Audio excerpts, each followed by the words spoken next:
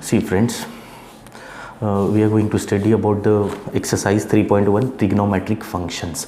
आपके पास बेसिक तो पहुंच गया है। अभी हम शुरू कर लेते हैं प्रिंसिपल सॉल्यूशन और जनरल सॉल्यूशन जो बताए थे ना, उसके बारे में क्वेश्चन शुरू करते हैं।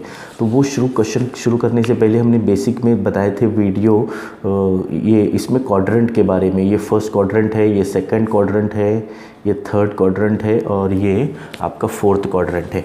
यहाँ पर ये 0 रहेगा, ये 90 डिग्री, ये अपनी 10वीं क्लास में आप 10th स्टैंडर्ड में पढ़ चुके हैं। ये 180 रहेगा और यहाँ पर कितना आता है 270 और 360। ऐसा ये शुरू होता है ना, एंगल रोटेट होता है ऐसे। आपने पढ़े थे पहली साख, दूसरी साख, फर्स्ट रे, फाइनल रे, इनिशियल रे, ये पढ़े थे आपने।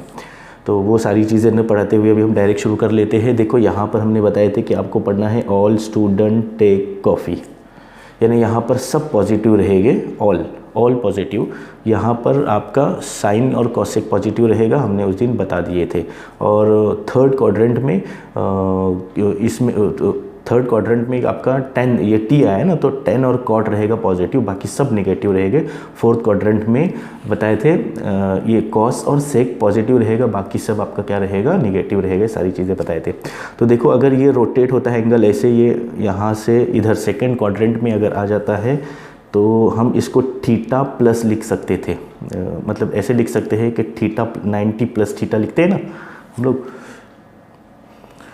तो 90 प्लस थीटा मतलब यहाँ से ये 90 हो रहा है, उसके आगे सेकंड क्वाड्रेंट में आ रहा है 90 प्लस उसमें थीटा, जो थोड़ा सा हम बता रहे हैं। देखो 90 प्लस थीटा ऐसे हम लिख सकते हैं। तो 90 को हम क्या लिखते हैं, पाई बाय 2, 180 को क्या लिखते हैं, पाई, और इसका डबल यहाँ पर हो जाएगा 2 पाई, और ये क्या हो जाएगा 3 पाई बाय 2 हो जाएगा। ओके, सो 90 प्लस थीटा, सो 90 को हम क्या लिखते हैं, pi upon 2, pi by 2 plus theta. Okay, तो हम उसको ऐसे भी लिख सकते हैं कि ये थीटा से पाई बाय 2 यानी पाई माइनस थीटा। फर्स्ट क्वाड्रेंट में हम ऐसा भी लिख सकते हैं इसको, पाई माइनस थीटा यहाँ पर लिखेंगे।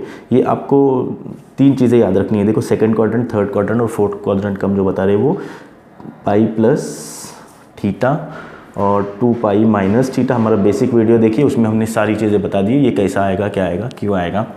पाई माइनस थीटा यानी ये जो थीटा है ये पाई अपॉन 2 है, यानी पाई माइनस थीटा, यानी पीछे यहाँ पर बताए थे हमने, इसमें बेसिक वीडियो में देख लीजिए। तो पाई प्लस थीटा आएगा, ये याद रखना आपको।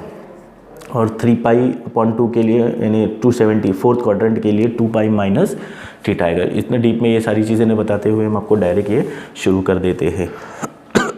तो ये first quadrant, second quadrant, third quadrant में क्या आएगा, कैसे आएगा, वो आपको बता दिए। अभी हम डायरेक्ट क्या करते हैं, शुरू करते हैं फर्स्ट क्वेश्चन। फर्स्ट क्वेश्चन क्या है, देखो एक्सरसाइज 3.1 का क्वेश्चन है, cos theta is equal to 1/2। इसका क्या करना है, आपको प्रिंसिपल सॉल्यूशन फाइंड करना है।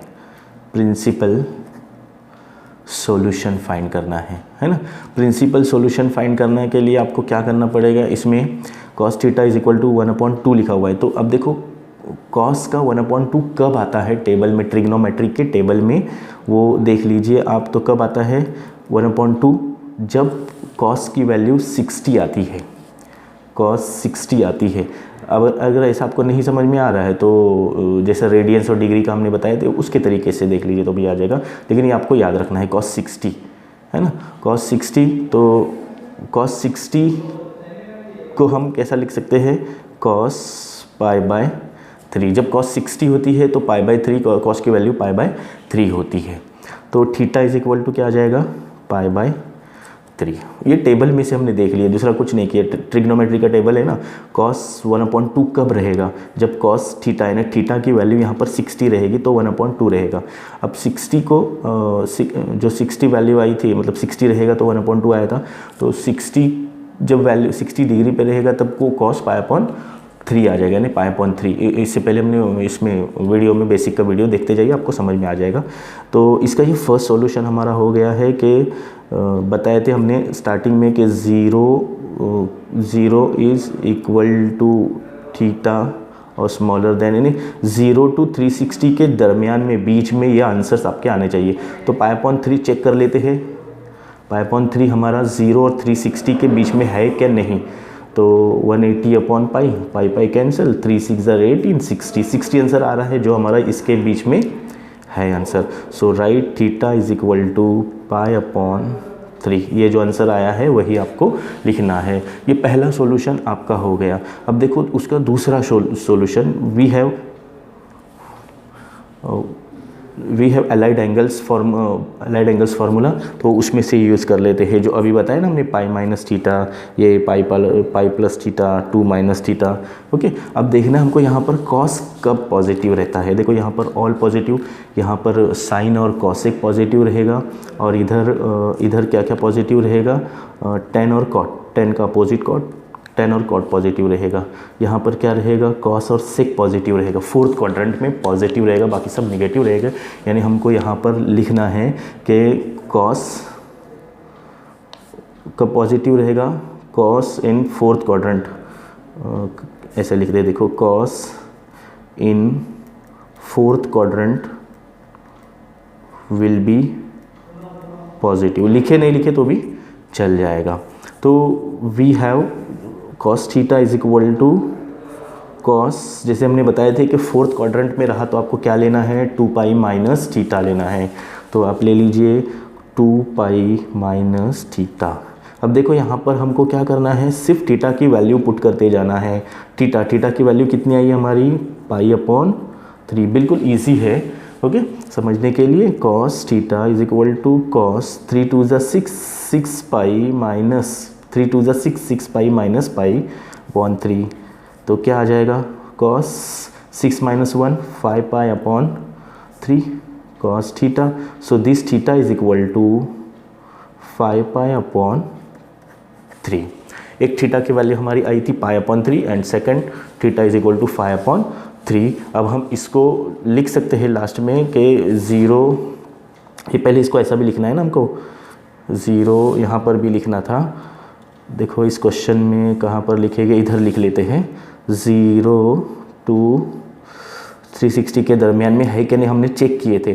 तो ये लिखेंगे 5 पाई अपॉन 3 2 पाई, ये जो कंडीशन जो हमने बताए थे स्टार्टिंग में वो कंडीशन लिख लेना है। अब यहाँ पर भी हम वही कर लेंगे, है ना, यहाँ पर भी हम ऐसा लिख लेंगे। क्या ये जो आंसर आया है वो 5 पाई अपॉन 3, 5 पाई चेक कर लेते हैं ना, चेक कर लेते हैं, चलो अच्छा हुआ याद दिलाए, चेक कर लेते हैं। 5 पाई अपॉन 3 इंटू 180 अपॉन पाई, तो कितना आ जाएगा, देखो 3 6 80, यानी जैसे हमने ऊपर बताए थे 60 आता है, इसका मल्टीप्लाई कर दो तो कितना, ये पाई पाई कैंसिल है, 5 6 30, 360 के 60 से कम है।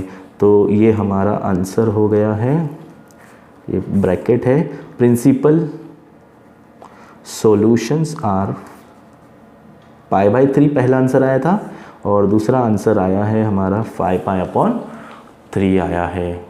तो क्या कर लीजिएगा आप, जल्दी से इसको लिख लीजिए। देखो बच्चों, अभी हम दूसरा क्वेश्चन देख लेते हैं।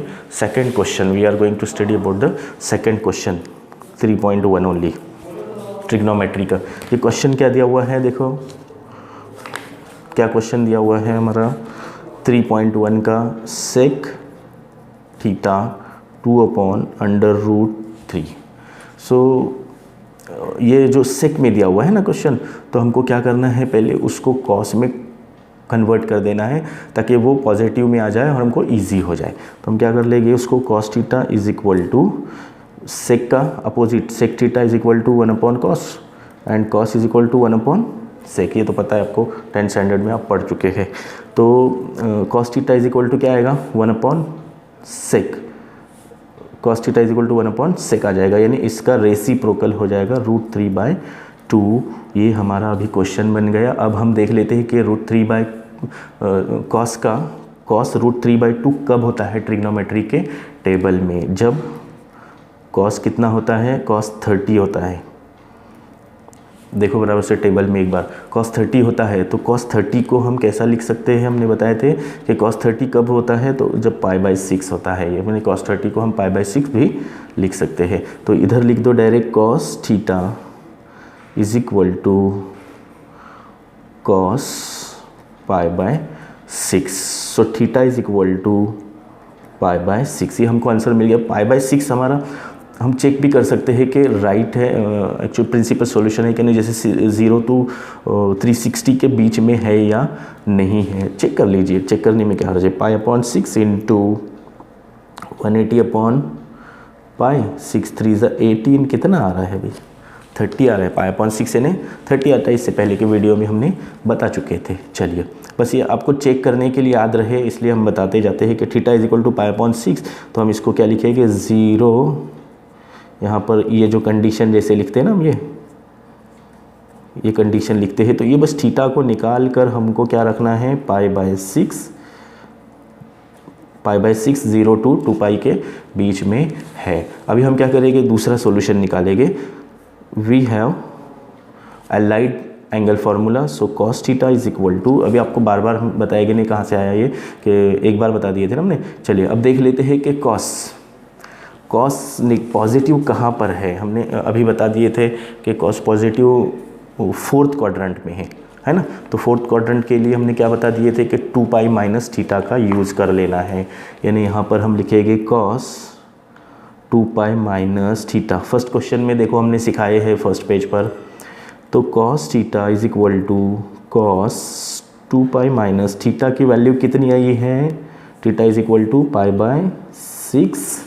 ओके, तो cos theta is equal to cos, ये क्रॉस मल्टीप्लाई कर दो तो 6 to the 12, 12 माइनस पाई यानी 11 पाई अपॉन 6। ये आपका सॉल्यूशन हो गया, 11 पाई अपॉन 6। इसको भी आप चेक कर सकते हैं। ओके, तो इसको भी लिख लीजिए, 0 to 260 के 360 के दरमियान में है या नहीं, 11 पाई अपॉन 6, यहाँ पर क्या लिखना है, 2 पाई। ओके, याद रखना बच्चों इसको। तो और आखिर में आपको लिखना है यहाँ पर प्रिंसिपल सॉल्यूशंस आर, शॉर्टकट में हम लिखते जा रहे हैं। पहला आया था आंसर पाई अपॉन 6, दूसरा आया हमारा 11 पाई अपॉन 6। तो वीडियो पसंद आ गया होगा तो लाइक कीजिए, शेयर कीजिए, सब्सक्राइब कीजिए।